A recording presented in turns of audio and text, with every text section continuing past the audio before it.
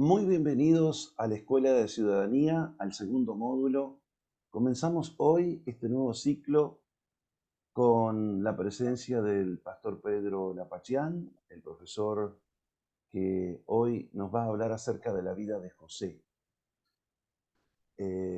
Más que un invitado, el licenciado Pedro Lapachián es ya un amigo de la casa que nos trae siempre una enseñanza muy provechosa, como pasó en el primer módulo. Hoy vamos a hablar de José en una perspectiva diferente. José como un gobernante. ¿Qué nos deja, qué nos enseña la vida de este hombre que marcó un hito no solamente para el pueblo de Israel, por lo que significa para el pueblo de Israel, pero también lo que significa para todos nosotros, aquellos que de alguna manera estamos viendo la vida de José como un prototipo de hombre que gobierna bajo principios divinos? También vamos a ver el proceso de formación de esos hombres, porque esos hombres llevan un proceso de largo tiempo y de muchas aflicciones, como todos conocemos acerca de la vida de José. Pero qué mejor hablarlo con el pastor Pedro Lapachián, a quienes le damos la bienvenida. Bueno, muchísimas gracias. Un gusto de poder participar de esta escuela de ciudadanía y seguramente con amigos y amigas de tantos lugares, de todo el país, pero también de otros países.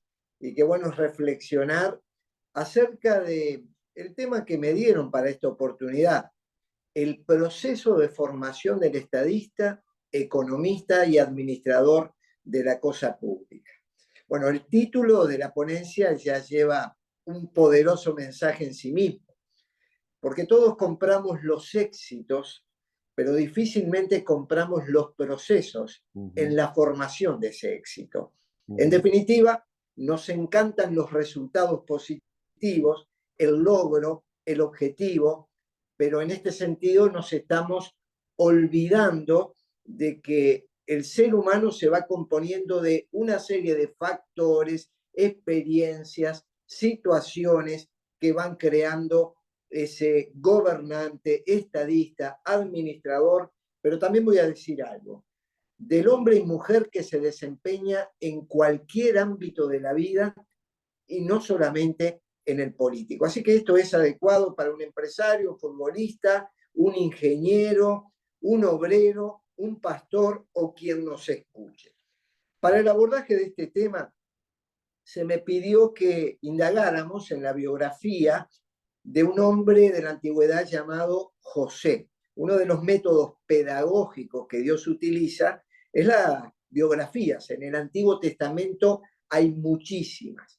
Y su vida se empieza a narrar con precisión y detalles en el capítulo 37 de Génesis. Pero son varios los capítulos que hablan de este hombre. Los que no conocen este relato, y yo los invito que a partir de esta charla puedan empezar a buscar principios que no los voy a poder resumir todos en este espacio que tenemos. Entonces vamos a descubrir juntos esta persona y esta personalidad extraordinaria que se vinculó al mundo de la política, de la economía, pero desde una perspectiva de su fe. Y entonces yo quiero invitar a todos los que están escuchando esta charla, esta conferencia, a que empecemos a construir vida, sociedad, familias, política, economía, iglesias, a partir de nuestra perspectiva de fe. Y como estamos hablando de procesos de formación, lo primero que vamos a ver en José es su formación familiar. El relato de su vida no comienza hablando de sus logros o sus éxitos políticos, sino que lo encuadra en el marco de la familia en la cual él nació. Y comienza el relato de José diciendo así: esta es la historia de la familia de José. Todos nosotros tenemos una historia, todos nacimos en una familia. Y eso tiene que ver con nuestra herencia genética y con nuestra herencia ambiental. Lo genético, lo biológico, nos miramos al espejo y enseguida descubrimos. Me parezco a papá, me parezco a mamá, tengo los ojos de aquella tía.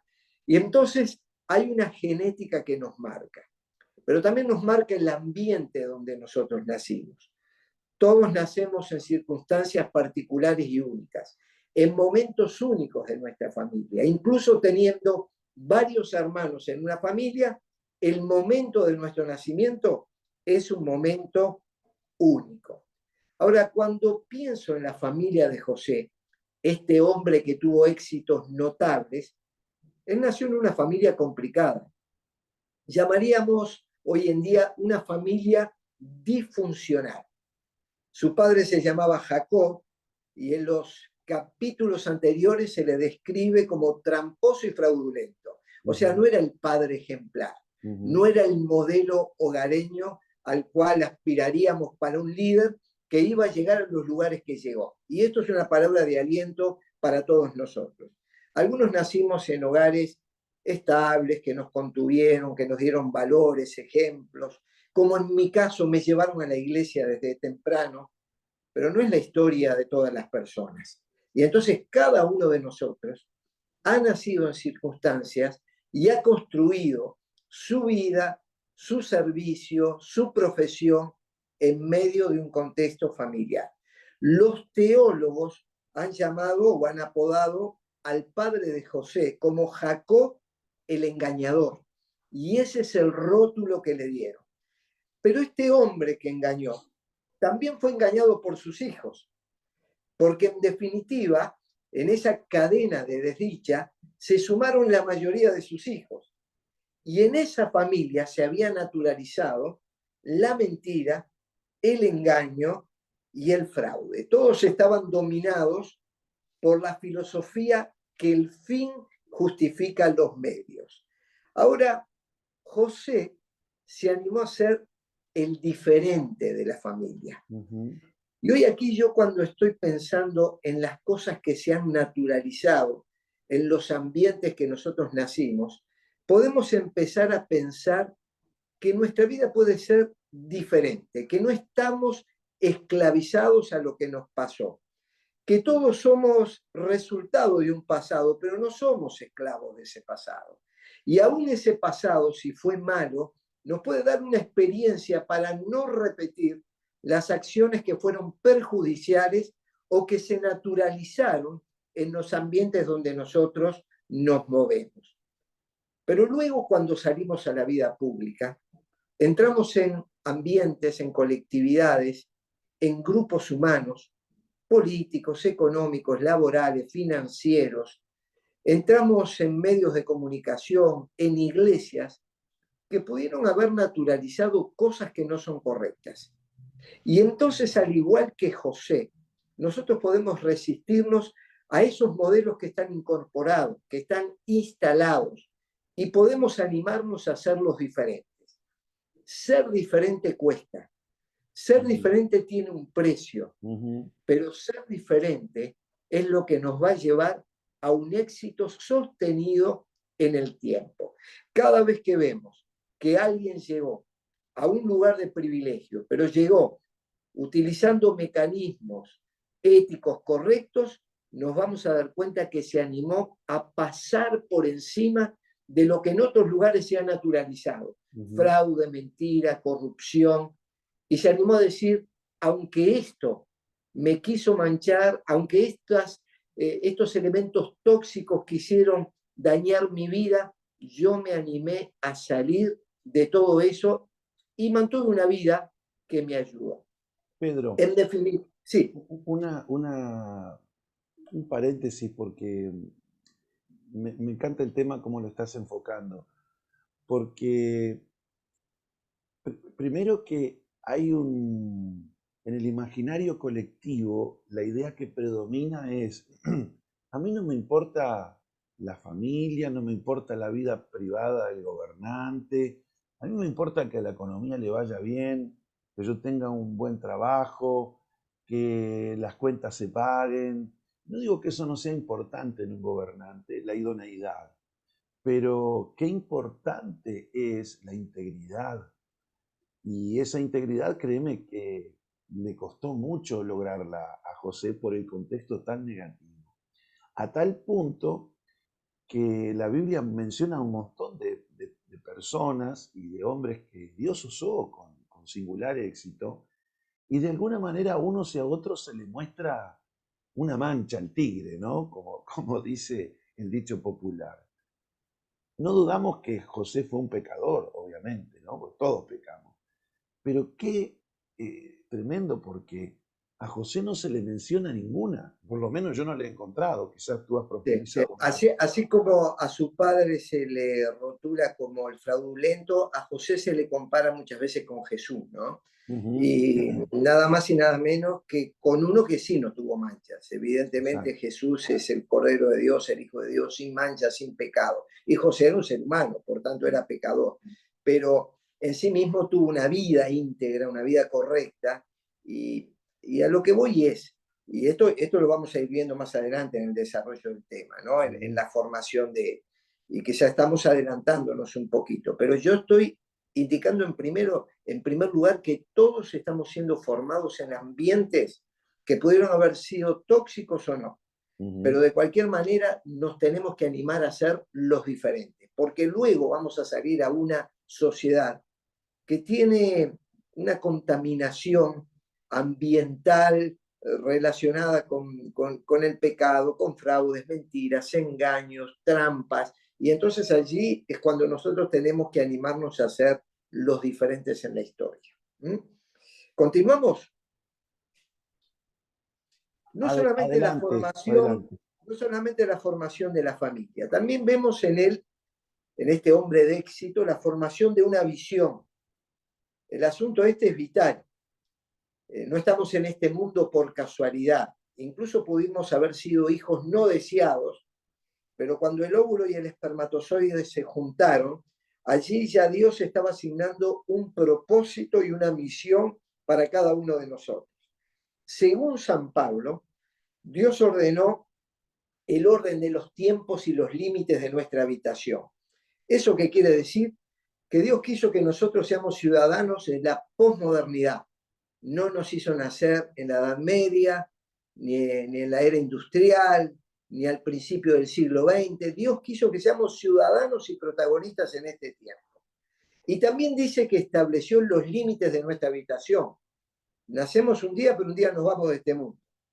En ese tiempo tenemos que entender y captar la visión de Dios para nuestra vida a fin de transformarnos en esos actores que vamos a generar bienestar a quienes nos rodean. Y esto lo baso en que en los versículos siguientes a su nacimiento dice, José tuvo un sueño y se lo contó a sus hermanos. En definitiva, ese sueño es una visión que aparece en su vida de lo que iba a suceder más adelante. Materialmente no se había cumplido, pero en su visión ya veía hacia dónde iba a dirigir su vida. Si nosotros vamos a ser actores en política, en economía, en arte, en ciencia, en deporte, en religión o donde nos encontremos, tenemos que hacerlo basados en una visión.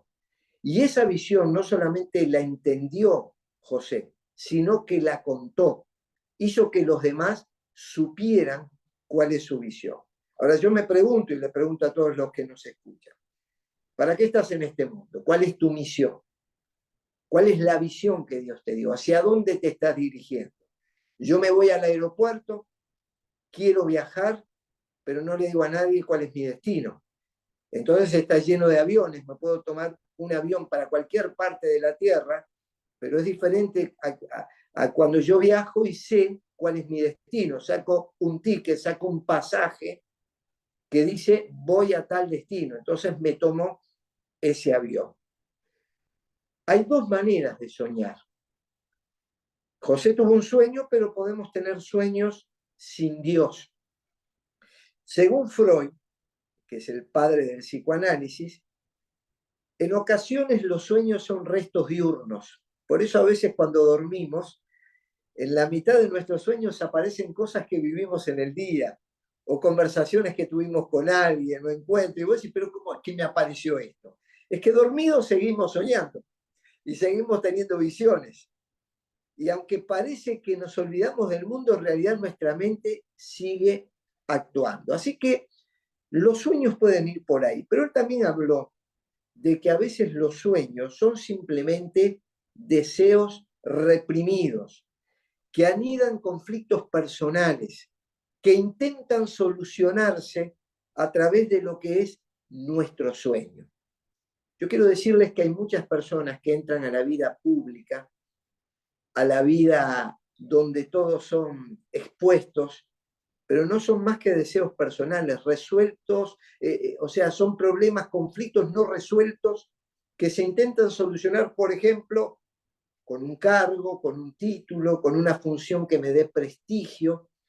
Y como muchas veces hemos hablado algo y yo te lo he expresado, todos somos llamados a ser protagonistas, pero hay protagonismos sanos y hay protagonismos insanos. En este caso, cuando nosotros hablamos del sueño, no estamos hablando de un sueño sin Dios. Fue un sueño que Dios le dio a José. Y cuando el sueño es sin Dios, tiene el potencial de transformarse en una pesadilla. Por eso algunos hablan de mi sueño, cuando en realidad quienes formamos parte del reino de Dios y buscamos ser los actores del plan de Dios, nosotros debiéramos decir, ¿cuál es el sueño de Dios para mi vida? ¿Qué es lo que Dios diseñó desde un comienzo? Entonces, cuando yo hablo de sueños y tener una visión, como la tuvo José, yo hablo de captar y entender el proyecto de Dios para nuestra vida y tener la certeza interior de que se está en la senda correcta y tomar las acciones éticamente aprobadas para conquistarlo. En definitiva, en la vida espiritual, en el encuentro con Dios, vamos descubriendo lo que Dios quiere para nuestra vida. Yo no estoy aquí en este momento dando esta charla porque a mí se me ocurrió. Esto forma parte de un proyecto de Dios para mi vida. Y me preparé para ese momento. ¿Por qué? Porque el sueño de Dios me lo reveló, como nos revela a todos nosotros, como se lo reveló a José. Es lo que nosotros llamamos un llamado, una visión, un saber para qué estamos en esta tierra. Y a partir de eso empezamos a crear las acciones correctas, éticamente aprobadas para alcanzar ese sueño. Y si me permiten, todos los que se están formando en política, en acción social, en tareas humanitarias, un ejemplo muy claro que tenemos es el de nuestro hermano, el doctor Martin Luther King, quien fue un pastor que lideró un movimiento en favor de los derechos civiles de los negros. Y todos recordamos que el 26 de agosto de 1963, 200.000 personas en Washington se juntaron para hacer un reclamo y escucharle a él un discurso que tituló Tuve un sueño.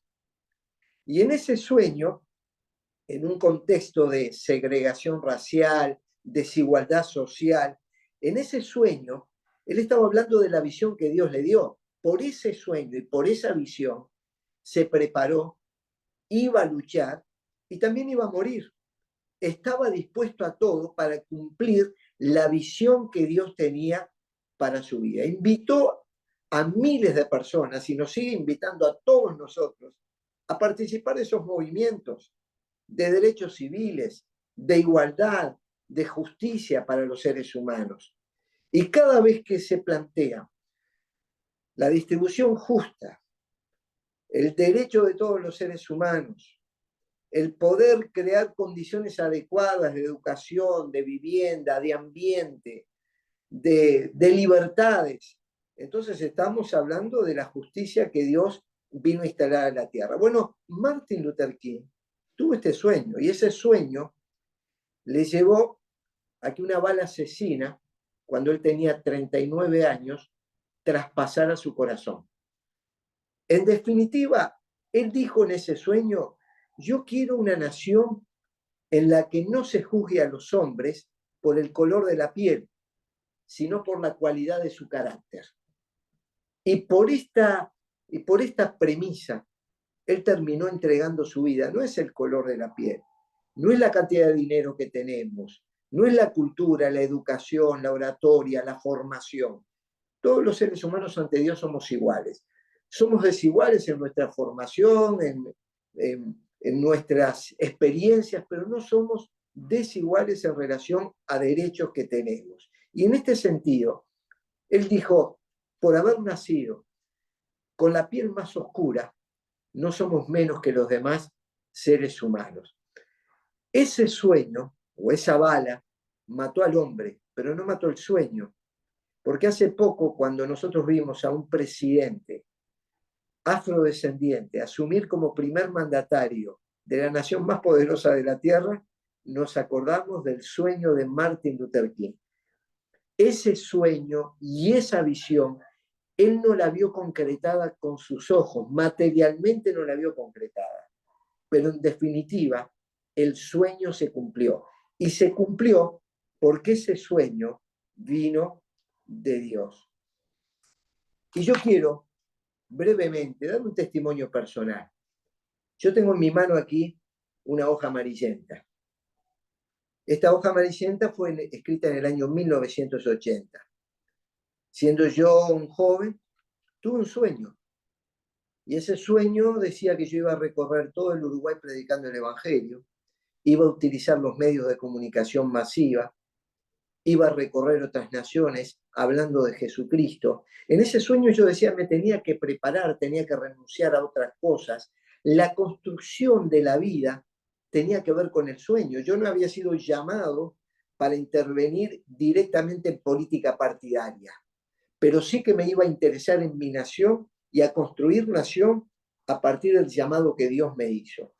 Aquí me están escuchando gente interesada en política, pastores, profesionales, educadores. Todos nosotros tenemos que tener claro nuestro sueño. José tuvo el sueño, lo contó. Yo me animo a testificar 42 años después que escribí el sueño y te animo a que ese sueño, que no tengas un sueño, te animo a que el sueño te tenga a vos, que envuelva tu vida, que sea tu pasión y que por esa pasión te estés jugando. Así que el sueño es algo muy importante en la formación de un estadista. ¿Avanzamos, Aldo? Voy, a medida que vas hablando, voy recapitulando todo, ¿no? Realmente extraordinario. Y Pedro, mientras tú haces tu break ahí con tu vaso de agua, un hombre tuvo un sueño que impactó en la nación y que fue ejemplo del mundo, como tú decías. ¿Cuántos sueños hay preparados por Dios para cada uno de los que nos están escuchando? De las decenas y decenas de personas que forman parte de esta escuela. Qué bueno es desde temprano ya saber que, como tú bien dijiste, tenemos que tener un destino claro, un objetivo claro, pero no inventado por nosotros, como también tú bien decías, sino un sueño de Dios, una visión, una foto del futuro para el cual estoy trabajando. Uno solo, y creo que hay muchísimos sueños que Dios ha dado a los que nos están escuchando y que no pueden ser abortados. La Escuela de Ciudadanía tiene quizás ese objetivo, desempolvar el sueño que alguno tiene ahí en una hojita amarilla, como tú nos presentaste con más de 40 años seguramente que la escribí. Extraordinario. Quiera Dios, que mientras te escuchen se vean inspirados a ir a su hojita amarilla del tiempo y decir, estoy a tiempo de luchar por esto. Y bueno, capacítate y acepta como José los procesos de Dios para que lo logre. Claro, hay una cosa clara, Aldo, por ejemplo, yo en el sueño tenía clarísimo que iba a proclamar por los medios masivos el Evangelio, ¿verdad? Ahora, en esa época eran épocas de cassette, no existía el Zoom. Yo terminé predicando en campañas que tú mismo fuiste maestro de ceremonia, donde salíamos por satélite para el resto de América Latina. Ahora, esos detalles tecnológicos yo no los puedo visualizar, pero lo que sí, claro, es que Dios nos encamina en una dirección. Luego los detalles también Dios lo va a ir resolviendo. Y una cosa importante para todo soñador en Dios es que Dios va juntando sueños y va haciendo que esos sueños lleguen a un destino mayor y los potencia. Yo hace un tiempo leí de Paul Tournier, un filósofo, teólogo suizo, ya falleció hace años, que él escribió varios libros y uno de ellos me acuerdo, La aventura de la vida, y decía que ese espíritu de aventura está en todos los seres humanos. Pero cuando hay una aventura, Dios va juntando aventuras similares y finalmente logra potenciar esa aventura.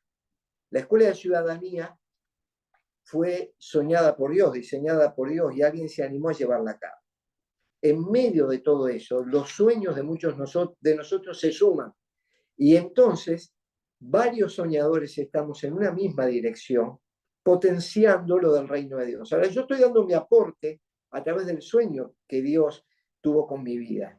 Pero del otro lado están escuchando un montón de personas, los cuales van a actuar en ambientes y en espacios y en países y en situaciones y con edades totalmente diferentes. Yo me quiero imaginar un muchacho o una chica de 20 años hoy que está escuchando esto y que Dios coloque visiones y sueños en su corazón. Cuando tenga 60, va a seguir soñando, pero el mundo va a ser otro, la tecnología va a ser otra. Pero el sueño tiene una dirección, tiene una visión, y hacia allí se encamina, ¿no?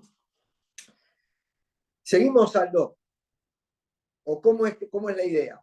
Ah, Pedro, por favor, 2 horas más vamos a seguir hoy. Vamos a Vale, extender. seguimos. Bueno, con José, hablando de formación, también veo la formación del carácter.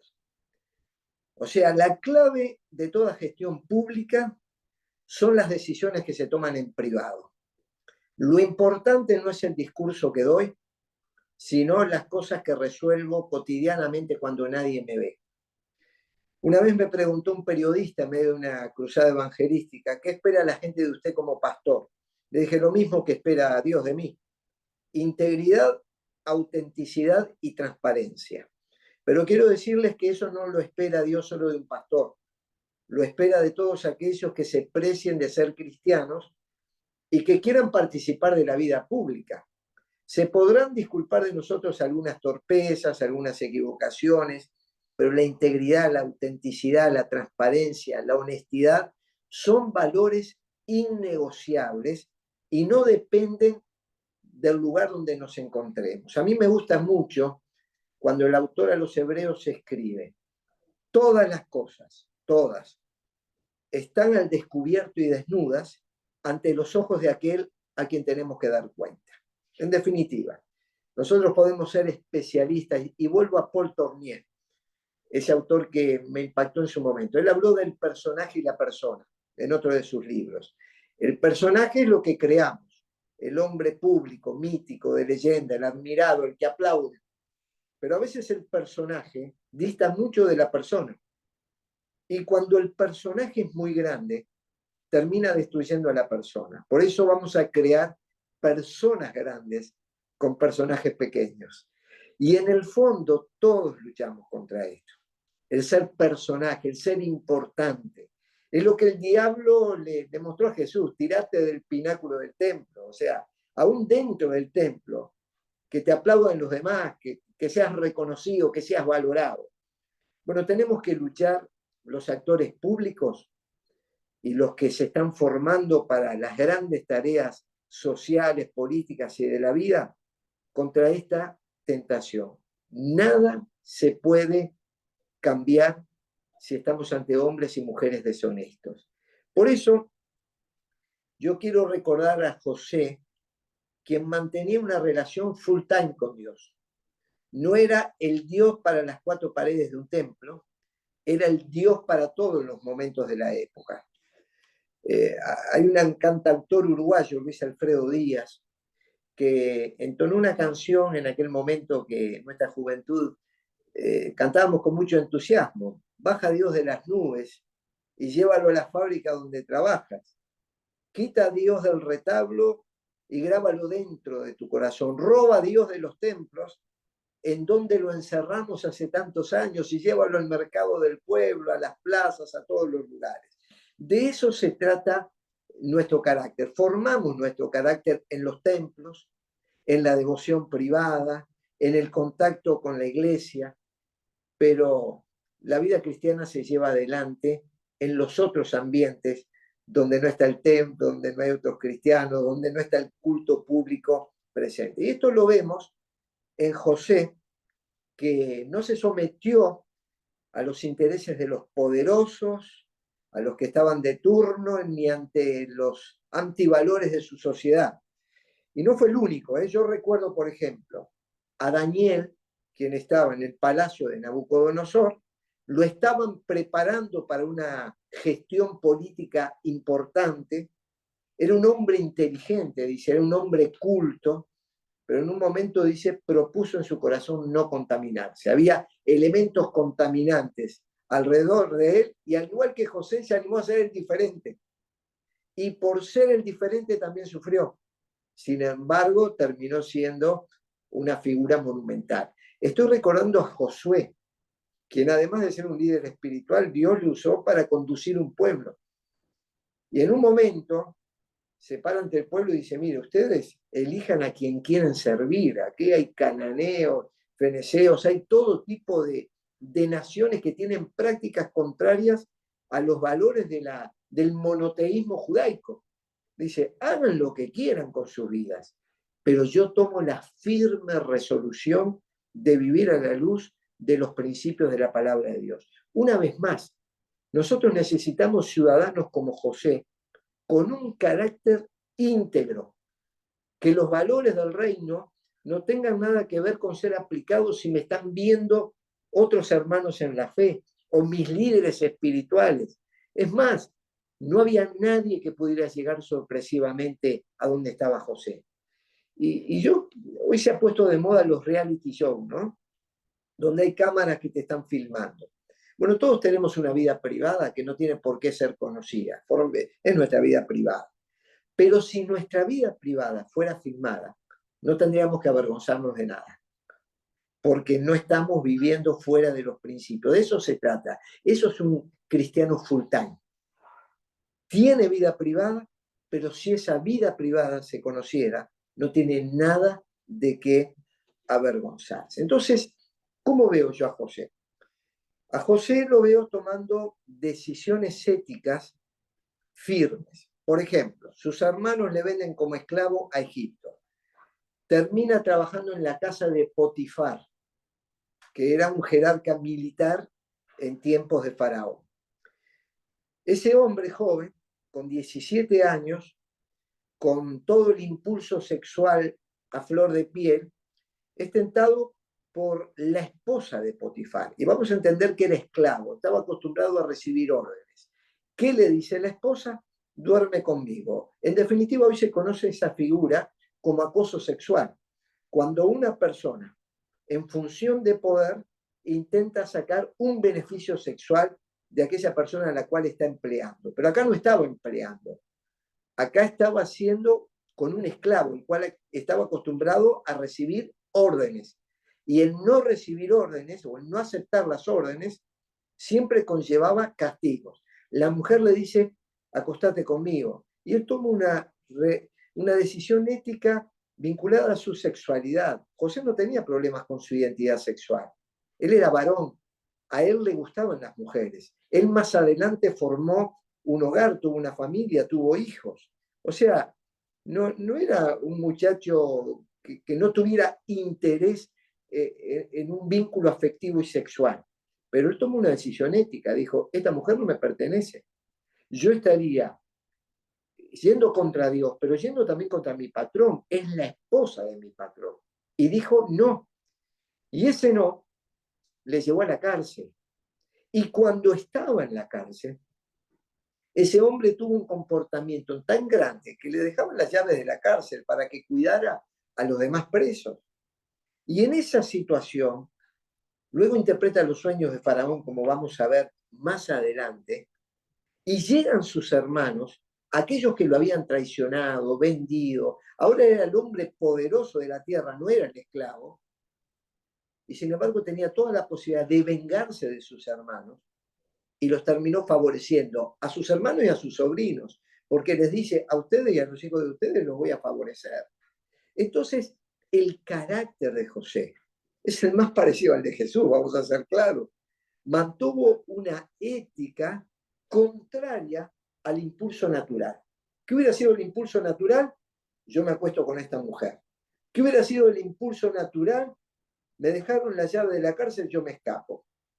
¿Cuál hubiera sido el impulso natural? Ahora tengo a mis hermanos de rodillas en mi presencia, y yo soy el segundo después de Faraón, tengo toda la posibilidad de vengarme del daño que me hicieron. Y sin embargo, él resistió todas esas tentaciones, mostrando un carácter íntegro. Y él no dijo en ningún momento, yo soy íntegro. Él vivió la integridad. Y entonces el que dijo que era íntegro fue el mismo Faraón, porque hace una pregunta. ¿Acaso hallaremos a otro hombre como este en donde esté el Espíritu de Dios? Es decir, los demás terminan dándose cuenta de dónde hay una persona que actúa correctamente.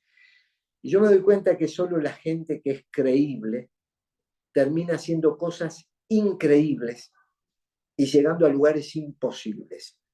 Porque la verdad que José fue creíble en todo momento, por eso terminó haciendo cosas increíbles, humanamente no posibles, desde nuestra perspectiva cristiana llamémosle milagros, puertas abiertas de Dios que no tienen una explicación natural, y terminó en lugares imposibles para el ser humano. O sea, un muchachito de una nación extranjera vendido como esclavo, en todo ese contexto termina siendo quien fue. Entonces, la confianza o generar confianza es mucho más importante que nuestros títulos universitarios, que nuestro dinero o que nuestras cualidades de oratoria. Y yo con esto no estoy haciendo una apología de la ignorancia o de la pobreza o del mal hablar. Yo estoy diciendo, es importante la oratoria, es importante los recursos, es importante los estudios, pero por encima de eso están los valores morales y éticos, los valores espirituales que surgen de la palabra de Dios. Y la gente, aunque en un principio parece rechazar, a largo plazo terminan buscando a las personas que tienen estas cualidades de integridad y morales, porque son los cargos de confianza que se necesitan para rodear a aquellos que sí tienen el poder en términos humanos. José sabía que en la medida que profundizara su relación con Dios, la prosperidad y la concreción del sueño era cuestión de tiempo. Nada más que eso. O sea, yo tengo que profundizar mi relación con Dios. Tengo que tener paciencia y actuar como corresponde en todo momento. Lo demás es una cuestión de tiempo. Llegará el momento oportuno en que Dios me dará la salida. Esto tiene que ver un poco, Aldo, con lo que recién hablamos, ¿no? Porque hay mucho más todavía para seguir hablando en la formación, ¿verdad? Correcto. Y a todo esto, Pedro, que no fue un proceso de una semana para otra, de un mes para otro. Y como tú bien decías al principio, estamos de hecho en una generación donde lo que quiero, lo quiero y lo quiero ya. Pero para aquellos que quieren lograr esos procesos, los sueños de Dios, necesitan aceptar el proceso de Dios. Si queremos ir rápidos, tenemos que ir en esa lentitud de Dios, para que cuando lleguemos, lleguemos aprobados. Eso es lo Bueno, más importante. hay formas de medir el tiempo, ¿no? Lo podemos medir cronológicamente y decimos un jueves 8 de marzo a las 4 de la tarde. Entonces es el tiempo que se mide cronológicamente. Hay un tiempo que tiene que ver con circunstancias especiales. Por eso los griegos hablaban del cronos, el tiempo cronológico, y el kairos, el tiempo que tiene que ver con circunstancias especiales. Va a haber un momento en el cual Dios va a abrirnos puertas tan grandes que van a ser increíbles. Nos vamos a dar cuenta que son puertas que se generaron de parte de Dios. El proceso, por eso me gustó el tema, la formación en los procesos. Yo hace poco leí un libro que me regaló mi esposa de autores no cristianos que se llama Diseña tu cambio. Y una de las cosas que habla es que hasta el cambio cambió. Antes los cambios se producían en procesos de mucha distancia, ¿no? Yo hablaba del cassette. Por años nosotros trabajamos el tema del cassette. Pero yo hoy hablo con los jóvenes de la iglesia para las nuevas tecnologías. Y hablando con mi hijo, le pedí un plan para las redes en 5 años. Y él me dijo, claro, mira, en 5 años no sé si está Facebook, Instagram o qué está, o qué redes van a venir.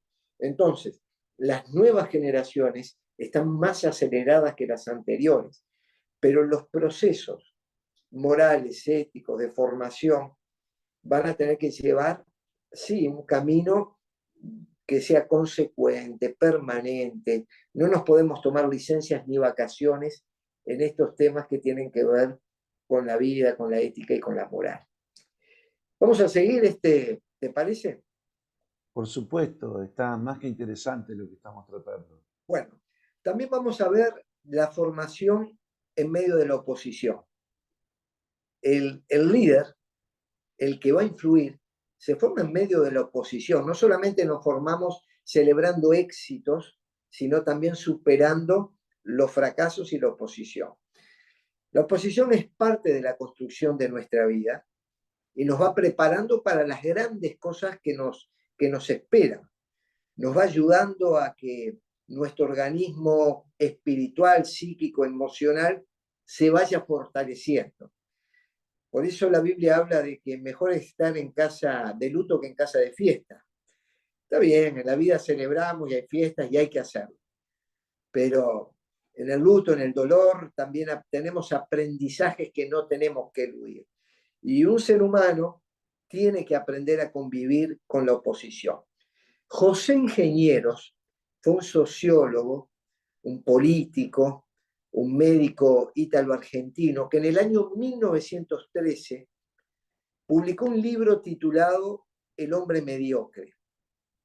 Y la obra trata de la naturaleza humana y habla de dos grandes grupos de seres humanos, el idealista y el mediocre. El idealista es José, aquel que tuvo una visión, aquel que se lanza en el cumplimiento de la visión, aquel que supo interpretar también las visiones de los demás, los sueños de sus compañeros de celda, los sueños de Faraón, porque el soñador, el visionario, no solamente interpreta su sueño propio, tiene la capacidad de interpretar los sueños de su pueblo, de su gente, de los que le rodean, el sueño de los jóvenes, el sueño de los viejos. Tiene la capacidad de entender las circunstancias y está el idealista. Pero también José Ingenieros habla del mediocre. Ahí analiza a esas personas que nunca pudieron realizar aportes significativos en nada, no se sacrificaron, no se animaron a salir de la zona de confort, no pagaron el precio que implica ir en pos de ese sueño, pero resisten, se oponen a lo que otros obtuvieron y que ellos desean tener. Entonces, cuando nosotros estamos en medio de situaciones como esta, vamos hacia el idealismo, hacia sueños, hacia proyectos, vamos a encontrarnos con el hombre mediocre que define José Ingenieros. José, el de la Biblia, no fue la excepción. Dice, sus hermanos le tuvieron envidia. ¿Por qué le tuvieron envidia? En primer lugar, porque el padre le había vestido con una túnica con colores vistosos. Y toda vez que nos ponemos una túnica con colores vistosos, van a haber envidias que nos rodean. ¿Qué es la envidia? Es la desazón, el malestar por el bien ajeno. Es una admiración disfrazada. Nadie envidia al que fundió un negocio. Nadie envidia al que en una final de la Copa del Mundo tira el penal para afuera. Todo el mundo envidia al que le fue bien en los negocios, al que conquistó el gol y levanta la copa y dice somos los campeones del mundo. La gente envidia el éxito ajeno. Ahora no lo puede lograr. Entonces el envidioso es una admiración disfrazada. ¿Y qué es envidia? Por algo la Biblia habla en los 10 mandamientos no codicies, ¿no? Que está asociado, que está emparentado. Una vida próspera, el éxito profesional, el alcanzar niveles políticos elevados, los logros económicos, el reconocimiento social, una familia unida se envidia. Se envidia el atractivo físico cuando una persona es bonita, es atractiva, se envidia un ministerio bendecido, lamentablemente, hasta en cosas como esta, ¿no? Cuando una persona es usada por Dios, bendecido. Entonces, aquello que es admirable, que otros tienen, y algunos tienen varias de estas cosas juntas, no separadas, entonces son las túnicas de colores con las cuales el padre vistió al hijo. Y que también el hijo se encargó de cuidar esas ropas. Y ahora las tiene. Y acá me recuerda lo que dice el sabio Salomón en Eclesiastés. Todo trabajo y toda excelencia de obras despierta la envidia del hombre contra su prójimo. Y aquí le estoy hablando a quienes van a tener y acceder a lugares de privilegio en la sociedad. Si vos querés que todo el mundo te aplauda de pies y manos, dedicate a otra cosa. Vas a tener lucha, oposición, seguramente no será de la mayoría de la gente, porque también tengo que reconocer en mi vida que uno ha tenido personas que le dan para adelante, apoyos, respaldos, acompañamientos, aliento, ¿verdad? Comenzando desde mi casa y siguiendo por personas que me rodearon. Eso no quiere decir que no aparezca el hombre mediocre en nuestra vida con esas características y que vamos a tener que aprender a manejarlo. Ahora, este espíritu mediocre generalmente se expresa con agresividad y deseos de perjudicar a quien se entiende que es más privilegiado o que tiene o ocupa el lugar que yo debiera tener. Yo voy a ser un senador, yo voy a ser un ministro, yo voy a ser un presidente, yo voy a ser el gerente de esta empresa. Y hay alguien que lo puede ocupar, no lo pueden ocupar 10. Y entonces el mediocre empieza a atentar contra esa persona a quien juzga que está ocupando el lugar que yo debiera ocupar, que me lo sacó, quién sabe qué fraude tuvo o qué acomodos tuvo, y ahí empieza a confabular ideas. Si dice que sus hermanos, los hermanos de José, ¿se acuerdan? Familia disfuncional, fraudulenta, todos engañadores. Use una expresión, conspiraron contra él para matarle. La conspiración es cuando dos, por lo menos dos personas o más personas, se juntan intentando destruir a otro. Incluso intercambian información, buscan maneras de tener herramientas para poder difamar, desacreditar, incluso pueden llegar a inventarlas. Por ejemplo, los hermanos de José lo tiraron a un pozo, tomaron la túnica que pertenecía a José y fueron al padre y le dijeron una bestia, una fiera, un animal, lo dañó.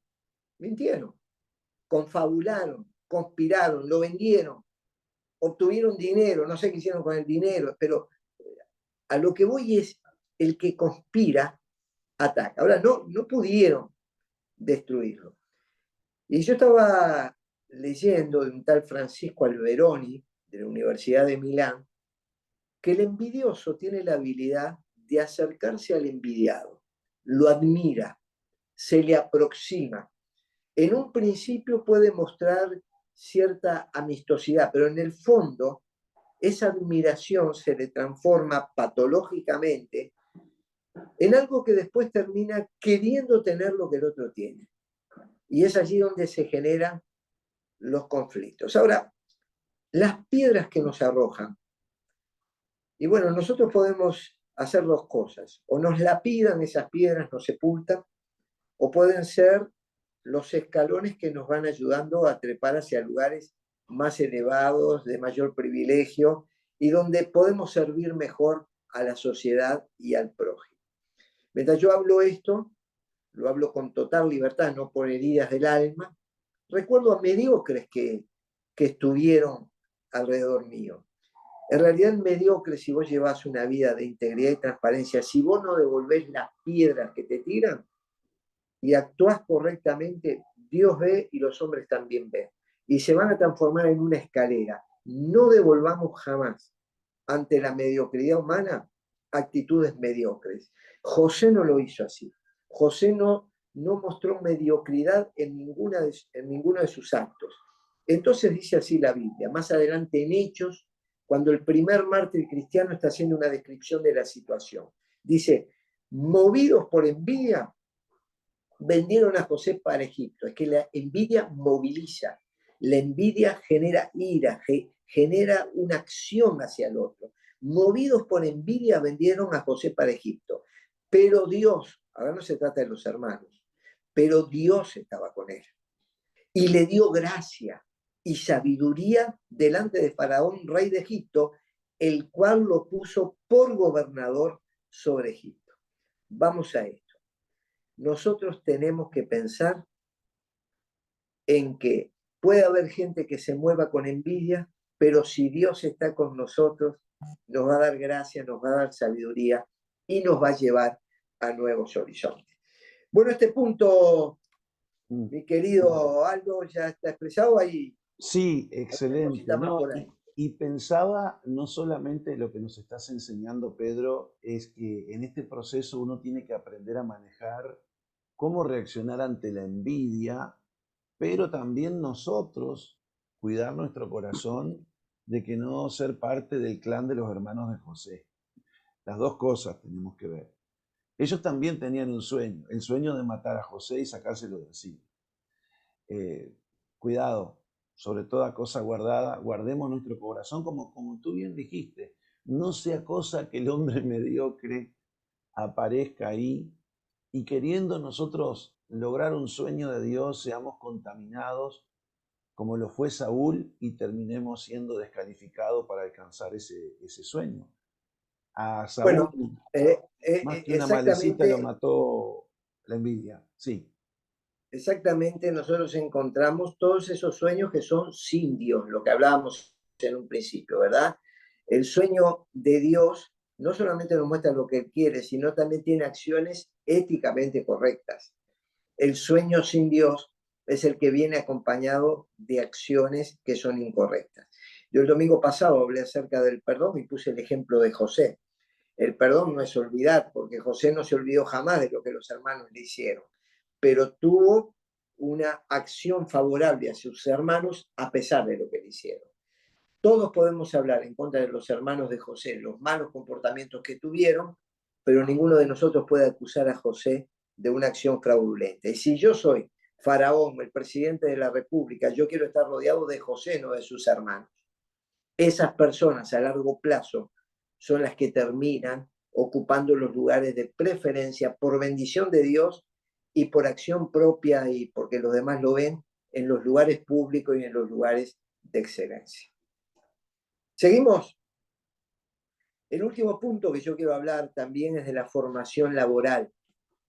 A ver, aunque todos tenemos capacidades innatas, habilidades propias, nos damos cuenta que ya nacemos con determinadas tendencias que se facilitan, lo vemos en nuestros hijos también, que van teniendo inclinaciones hacia un lado, hacia otro, y los padres somos responsables de descubrir cuáles son las habilidades naturales de nuestros hijos, las capacidades y orientarlos en la vida para que cumplan una función dentro de eso. Pero también tenemos conocimientos adquiridos. Y si yo tengo claro que Dios me llamó a hacer algo, tengo que entrar a formarme en ese algo que Dios quiere para mi vida. Por ejemplo, estas charlas, no solo estas, sino las de los demás que nos acompañan, tiene que ver con personas que quieren formarse, que dicen, yo tengo una vocación, yo tengo un deseo, perfecto. Y de todo esto van recibiendo formación. Tenemos formación en instancias formales como estas, tenemos libros, tenemos internet, tenemos muchas herramientas que nos van a ayudar. Cuando yo tuve claro que Dios me llamaba para predicar el Evangelio en toda la República y servirle de ese modo, yo fui a un seminario a capacitarme y luego hice un posgrado en el campo de evangelismo. Allí publiqué un libro que algunos lo deben conocer, quizás muchos no, sobre el desarrollo de la evangelización del Uruguay. ¿Para qué? Para ayudar a formar a otros que luego iban a predicar el Evangelio en todas partes. Entonces, la formación ayuda, no es el todo, pero es una herramienta importante. A diferencia del hombre mediocre, José fue marcado por la excelencia. La excelencia no es la perfección, nadie va a hacer las cosas perfectas. Ninguno de nosotros va a poder lograr en plenitud todo como se le ocurre o hecho sin ninguna falla. Pero la excelencia es dar lo mejor de nosotros, prepararnos para lo mejor. Y así lo hizo José. Y si ustedes me permiten, yo quiero ver esa disciplina, responsabilidad, que evidencian que José puso lo mejor de sí, no importara en la situación que estuviera. Y para poner un ejemplo, Aldo, si alguien me dice, Pedro, ¿por qué no en esta charla no haces algo mejor? Y yo te lo digo así, ¿sabes por qué no hago algo mejor? Porque no sé hacerlo mejor. Yo sé que estoy dando lo mejor que tengo. Y si lo mejor que tengo es esto, estoy desarrollando en excelencia. Ahora, el tema es no guardarse algo, no privarse algo, no ser holgazán en aquellas cosas que nos toca y nos corresponde hacer. Damos lo mejor, nos capacitamos para lo mejor y ahí brindamos lo mejor que tenemos para ayudar a otras personas. Y si lo hacemos así, todos nosotros vamos a desarrollar actitudes de excelencia y vamos a inspirar a la excelencia donde nos encontremos. Si me permiten el currículum vitae de José en relación a su trabajo, comienza en la adolescencia. Eso de que de grande se aprenden los hábitos, mentira, los aprendemos de chicos. Y yo me formé en una familia y en una iglesia donde nos enseñaron mucha disciplina de vida y nos enseñaron a ser responsables, a cumplir y a no trasladar o postergar, o como se habla ahora, procrastinar, es decir, postergar para más adelante lo que tenemos que hacer hoy. Dice, ni bien comienza el relato, dice que nació en una familia y dice, José siendo de 17 años, apacentaba las ovejas con sus hermanos. Así que él iba trabajando en la casa paterna en pequeñas tareas que se le iban dando. Todos vamos a empezar con tareas pequeñas. No son las grandes tareas construidas desde la nada. Es más, ni siquiera se imaginó José a esa altura el sueño que iba a tener y lo que iba a pasar. Él estaba cumpliendo en su momento con aquello que le correspondía hacer. Comencemos a hacer las tareas que nos corresponden, siga estando en la casa del papá, en este caso, cuidando las ovejas del padre y avanzando. El primer empleo que tuvo fue como esclavo en la casa de Potifar. Y entonces miren cómo actuó este empleado, este esclavo. Aconteció que desde cuando le dio el encargo de su casa, porque dentro de los empleados terminó siendo el encargado por su responsabilidad y excelencia, y de todo lo que tenía. Y el Señor bendijo la casa del egipcio a causa de José. Y la bendición del Señor estaba sobre todo lo que tenía, así en casa como en el campo, y dejó todo en manos de José y con él no se preocupaba de cosa alguna. ¿Y cómo no? A ver, si vos tenés una persona con estas características en tu empresa, en tu negocio, en la nación, en la iglesia, yo lo quiero en los lugares de privilegio. Por supuesto que le voy a pagar un mejor salario, porque es una persona que se lo merece, es una persona que está prestigiada y es una persona que le voy a dar todas las facilidades porque me está cuidando la casa, el campo, yo me despreocupo de todos los asuntos y me permite crecer. Eso fue lo que hizo José. No dijo yo soy un esclavo y me le voy a tirar contra mi patrón. Al contrario, terminó siendo el mejor de todos los esclavos. Ahora, hoy hablábamos de, le puso en las manos todo, menos la esposa. Y la esposa quiso confundirlo y él no se confundió. No, esto, yo tengo claro lo que es de mi patrón y lo que es mío. Y todos estos bienes, yo no me voy a llevar ni una virome para mi casa, porque esto pertenece a la empresa. Esto pertenece al grupo donde yo trabajo. Miren, yo les tengo que ser claros. Yo tengo cosas que me pertenecen personalmente, pero hay cosas que pertenecen a la iglesia. Cuando compramos, por ejemplo, viromes, útiles, determinadas cosas, yo no me las llevo para mi casa o para la utilización de mis hijos. Son elementos que se compraron desde la iglesia para el uso de la iglesia y es en ese marco de las tareas espirituales que se compran. Yo tengo aquí en mi mano hojas que están impresas para esta charla que estoy dando, que fueron impresas en la oficina de la iglesia. Pero si fuera para una situación personal o la carrera universitaria de mis hijos, no pertenecen al trabajo de la iglesia. Entonces, José lo tenía claro, fue excelente en su primer empleo y su patrón se dio cuenta que no se le desdibujó quién era. Por eso no quiso tocar tampoco a su mujer. Ahora, aún así, y esto hay que tenerlo en cuenta, el hecho de que nos desempeñemos con excelencia en casa y en nuestro empleo no significa que no vamos a tener dificultades. Por eso terminó en la cárcel. ¿Cómo actuó en la cárcel? El jefe de la cárcel entregó en manos de José el cuidado de todos los presos. O sea, un preso que estaba a cargo de los presos.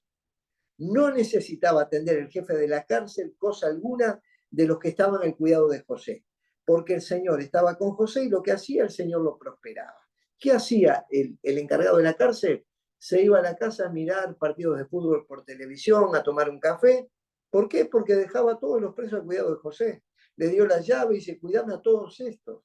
Y siendo una persona en una situación compleja de persecución y difícil, nunca dejó la integridad, nunca dejó de ser quien era. Pero luego llegó la gran oportunidad de la vida. Como todas las cosas que suceden en la tierra, hay un momento de la gran oportunidad. Y se le dio la gran oportunidad estando en la cárcel. Cuando él interpretó sueños de algunos presidiarios, no hay sueños chicos y sueños grandes, supo interpretar los sueños de los presidiarios. Y uno de ellos, ante la inquietud de un sueño de Faraón, le dice, yo conocí a uno en la cárcel que tiene la capacidad, el don de interpretar sueños. Tráiganlo, dice Faraón. Y lo trajo. Y después que le dio la interpretación del sueño, le dice así, tú estarás sobre mi casa y por tu palabra se gobernará todo mi pueblo, el que fue tirado en una cisterna, el que fue envidiado por los hermanos, el que lo vendieron como esclavo, el que trabajó como esclavo y fue el mejor, el que tuvo un acoso sexual que lo reprimió, el que tuvo la oportunidad de ir a la cárcel y escaparse, se mantuvo firme y cumplió. Ahora dice así, estará sobre mi casa y por tu palabra se gobernará todo mi pueblo. Solamente en el trono se leyó más que tú. Dijo además Faraón a José, yo te he puesto sobre toda la tierra de Egipto. Entonces Faraón quitó su anillo de su mano y lo puso en la mano de José y lo hizo vestir de ropas de lino finísimo y puso un collar de oro en su cuello.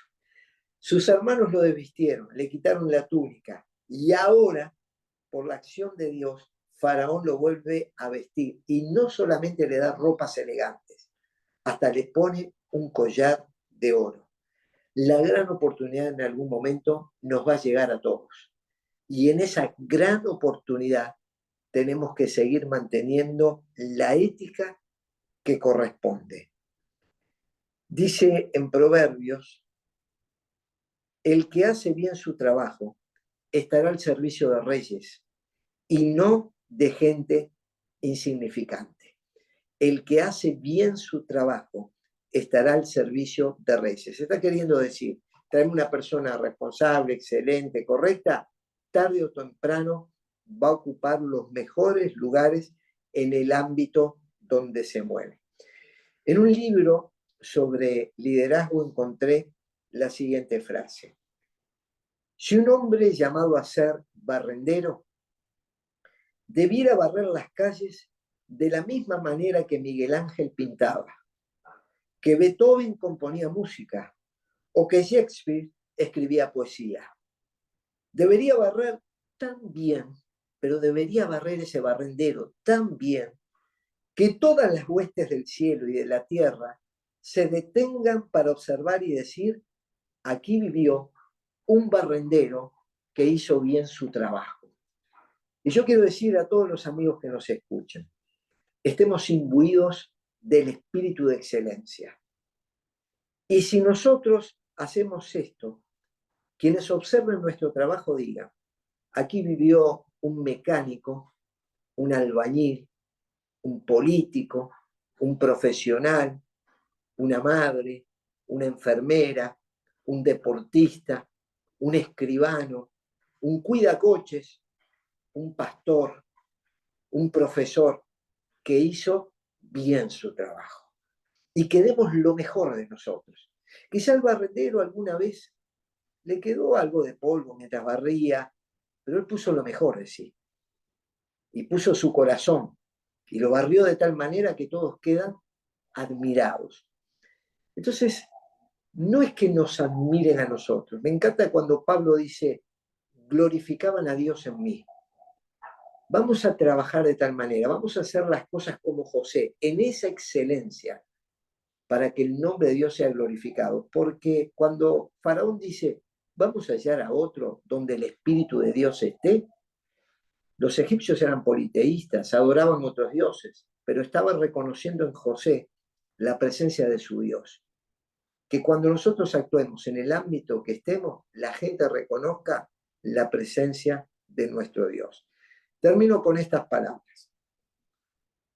En los ámbitos políticos y económicos se utiliza frecuentemente la expresión años de vacas flacas y años de vacas gordas. Aunque la mayoría no lo sabe, esto define coyunturas económicas favorables y desfavorables que devienen de la experiencia de José en Egipto. Cuando Faraón soñó años de vacas flacas y años de vacas gordas, José supo interpretar el sueño diciendo que venían 7 años de abundancia y luego 7 años de escasez, que estaban representados por el estado de la vaca.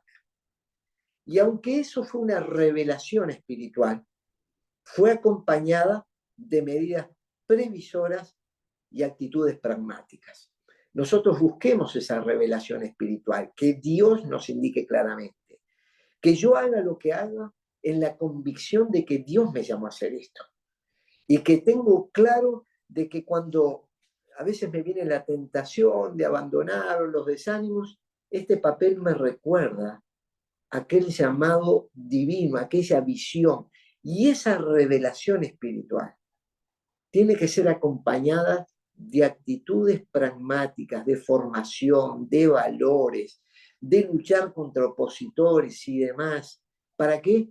Para generar bienestar al pueblo. Entonces allí en Egipto hubo un plan donde se sembró, se cosechó y se almacenó el trigo en los tiempos de vacas gordas, en los tiempos de abundancia. Cuando vino la escasez, Egipto era el granero del mundo. Venían de todas las naciones a comprar el trigo. Por supuesto, en esos casos, el trigo aumentó su valor y se cotizó de una manera donde a nivel oro, a nivel dólar, a nivel, no sé, euro, las monedas que querramos, allí habían capitales almacenados que la gente venía a comprarlos. Por eso vinieron también los hermanos de José y lo comercializaron con todas las naciones de la tierra. José tuvo un sueño y el sueño se concretó. Pero como bien dice el título que ustedes le dieron a esta ponencia, hay un proceso de formación para todo estadista, economista y administrador de la cosa pública. Y ese proceso es inevitable. Ese proceso de formación es de formación familiar, es de formación de una visión, es de formación del carácter, es de la formación en medio de la oposición y es de la formación laboral y la capacitación para la tarea que vamos a desarrollar. Por eso yo quiero animar a todos los que me están escuchando. Estoy convencido de que grandes cosas les esperan, que sus vidas van a ser provechosas, ustedes van a ser ese trío que va a alimentar a multitudes. Las luchas que hoy tienen, que simplemente sean la catapulta para cosas mayores del futuro. Que los impedimentos que allí aparecen van a ser subsanados con la gracia de Dios y con el esfuerzo que ustedes le van a poner. Y yo sé que acá se van a levantar políticos, empresarios, profesionales, pastores, actores sociales, que van a llevar adelante grandes obras, grandes emprendimientos, van a beneficiar la sociedad y sus vidas tendrán propósito. Este tiempo que Dios nos da, que es la vida, desde que nacemos hasta que morimos, que sea vivida con propósito, con excelencia y con alegría. Y cuando nos vayamos de este mundo, al igual que José se fue de este mundo, dejemos cosas tan hermosas que las futuras generaciones puedan referenciar a nosotros. Cuando dicen, conocí a José, pero no lo conocí personalmente, lo conocí a través de sus obras. Conocí a Martin Luther King, pero no lo conocí personalmente, lo conocí como un referente. Ojalá en todos los ámbitos que nos movemos dejemos un recuerdo que traiga bendición a los demás. Así que felicitaciones también a los de este centro de capacitación, esta escuela de capacitación de ciudadanía, porque están llevando adelante una empresa notable. Ujú. Exacto. Sí, muchas gracias, Pedro, y muchas gracias por tu vida, que nos bendice tanto. Dios nos bendice a través de tu vida, porque vemos en ti el cumplimiento de lo que estás hablando. No lo estás hablando desde parado meramente desde una biblioteca, sino que sobre la plataforma de lo que es tu vida, especialmente aquellos que tenemos el gusto de conocerte más de cerca. Que Dios te bendiga a ti, muchas gracias, y a todos los amigos de la Escuela de Ciudadanía. Será a nuestra próxima clase, nuestro próximo encuentro la semana próxima. Hasta Un entonces. abrazo a todos.